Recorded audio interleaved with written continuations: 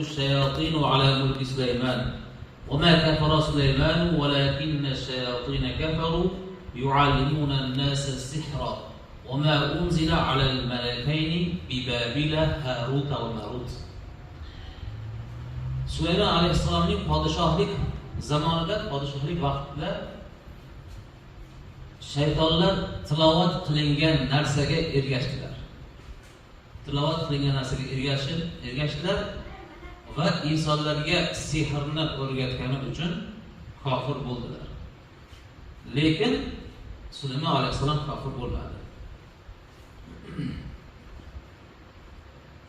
Va yana ular Harut va Marutga, Bobil shahriga tushgan ikki farishta Harut va Marutga nozil qilingan narsaga ham ergashdilar. Oyatning qisqacha mazmuni mana shu. Bobil hozirgi vaqtdagi Iroq yurtlariga to'g'ri keladi. Bobil shahri Iroq yurtlarida. Bu ikki farishta qanday bo'lgan? Biz bilamiz, Baqara surasining avvalgi oyatlarida kelgan Alloh taolo yerda bir o'zimga o'rin bosar yarataman, odam zotni yarataman deganda farishtalar nima deydi? Ey Robbim, seni qancha ulug'lash kerak bo'lsa, senga qancha zikr aytish kerak bo'lsa, qancha buyrug'ingni bajarish kerak bo'lsa, mana biz so'zsiz itoat qilamiz. Nima desang qilamiz, shu odam zotni yaratmagan qo'y. Bular hali yer yuzida qon to'kadi. Bir-birini o'ldiradi. Bu ham yetmagandek senga isyon qiladi, seni tan olmaydi, seni yo'qqa chiqaradi dedi ular. Farishtalar qayerdan biladi odam yaralmaganligi, to'g'rimi? G'ayb ilmini, ya'ni ko'rinmagan, kelajakda bo'ladigan ilmni faqatgina Alloh taolo biladi xolos. Lekin farishtalar o'tgan suhbatimizda aytganimizdek, insonlardan avval jinlar yashagan dedik, to'g'rimi?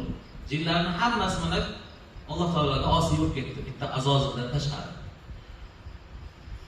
Shundan bildiki, jinlarda mana Alloh taolo nafs degan narsani beruvdi jinlarga, shunday buzilib ketdi ular. Endi insonlar ham mana shunga o'xshab baribir buzilib ketadi degan xulosaga kelib aytdilar. Ularda g'ayb ilmi yo'q edi farishtalarda. Shu oldingi ma'lumotlarga tayangan holda shu fikrga kelishdi. Alloh taolo sizlar men bilgan narsani bilmaysizlar deb baribir ham insonni yaratdi. Mana siz va biz shundan paydo bo'ldik. Odam alayhissalomni yaratdi. Xo'p, mana shunga o'xshab kunlardan bir kun odamzod ko'paygandan keyin Sulaymon alayhissalomning zamoniga kelganda Alloh taolo osmon eshiklarini ochdi, farishtalarga yer yuzida bo'layotgan ishlarni ko'rsatdi. Farishtalar aytganidek, baribir yer yuzida kimlardir gunoh qilayotgan edi o'sha vaqtda. Hamma ibodatda emas, kimlardir Alloh taolo yo'qqa chiqargan. Mana mashhur qissalardan bilamiz, Sulaymon alayhissalomning zamonida bir ayol podshoh bo'lgan, Bilqis deb nomlangan, u o'z qavmi bilan quyoshga sig'ingan. Sulaymon alayhissalomning zamonida shu narsa bo'lgan. Demak, shunga o'xshagan gunohkorlik ishlarini, zulmni ko'rgandan so'ng farishtalar aytdi Alloh taologa: "Ey Robbim, biz senga aytmadikmi? Mana gunoh bo'lyapti-ku" dedi. Shunda Alloh taolo aytdiki farishtalarga: "Xo'p, shunday bo'lsa, o'zlaringni ichlaringdan eng taqvodor deb bilgan, eng zo'rlaringni tanlab olinglar" dedi. Farishtalar esa eng zo'r deb bilganlaring o'zlaring, shuni taqvosi hammamiznikidan kuchli deganlaringni tanlab olinglar, menga ko'rsatinglar dedi. Shunda 3 ta farishta tanlab olindi. Ikkitasi ismi zikr qilingan, uchinchisi ismi zikr qilinmagan. Ikkitasi, demak, biri Harut, ikkinchisi Marut, uchinchisida ismi zikr qilinmagan.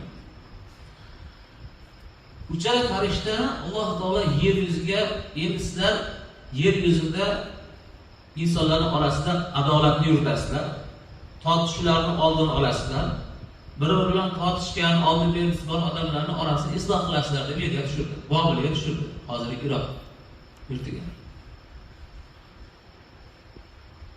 Tafsir Tabari kitoblarida keltirilishicha, juda rivoyatlar ko'p bu haqida.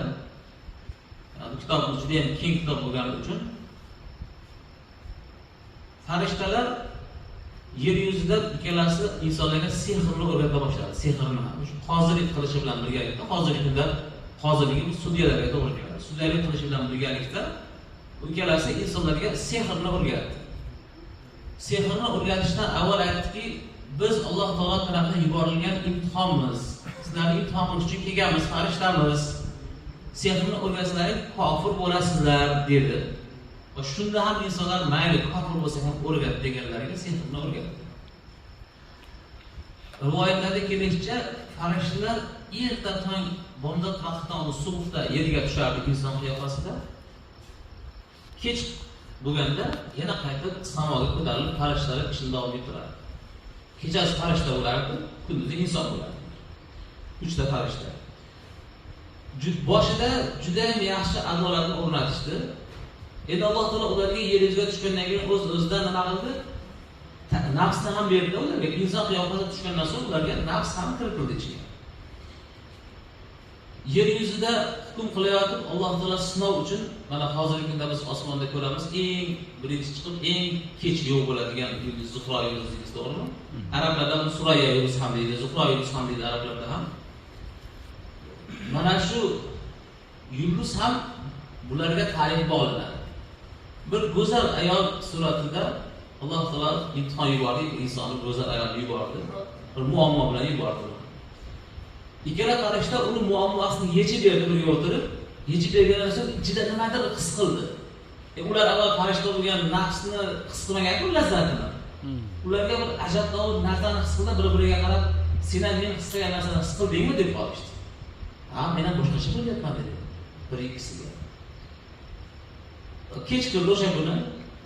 Yana farishta bo'lib osmonga chiqib ketishdi. Ertasiga ertalab uchala farishta tushdi, bir-biriga 3 kishi edi ular. Haligi ayol bilan zina qilishni o'ylab qolishdi ichida. Bir-biriga aytgan yo'q hali. Ichida shuni xohlayapti, nafs ularni majburlayapti. 3-farishta shu nomi zikr qilingan farishta men joyimga qaytaman, Alloh taolaga tavba qilaman dedi. Men eplolmas ekan, men odam bo'lolmas ekanman.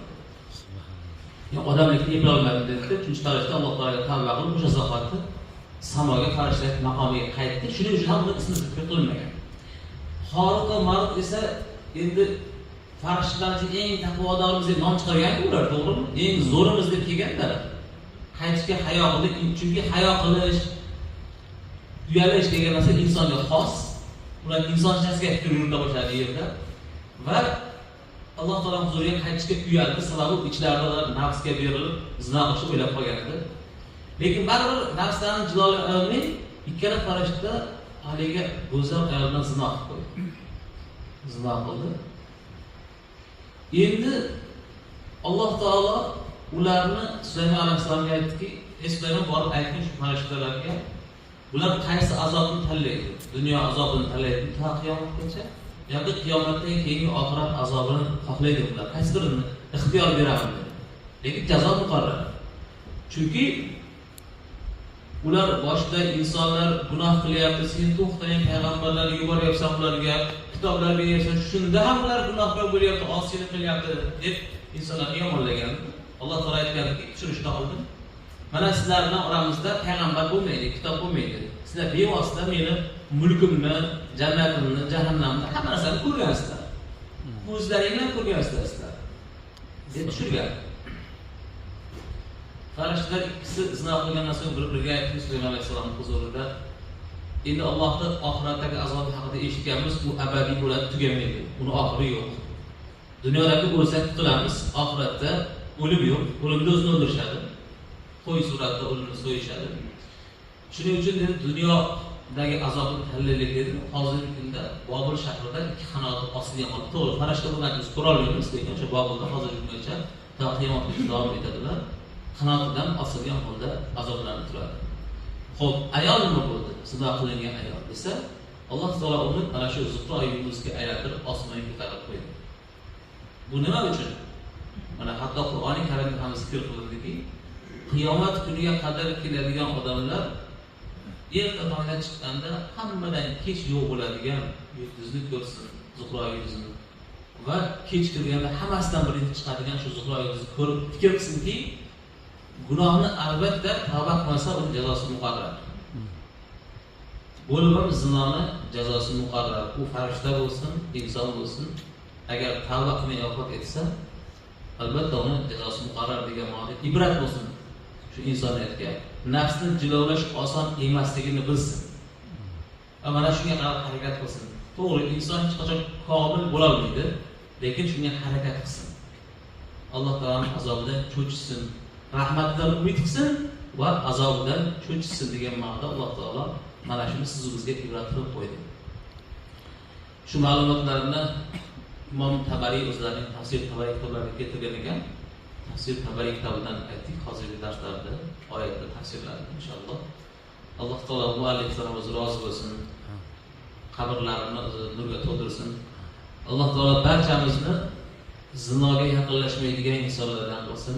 Ta qiyomatga qadar keladigan zurriyatlarimizni ham zinodan uzoq qilsin.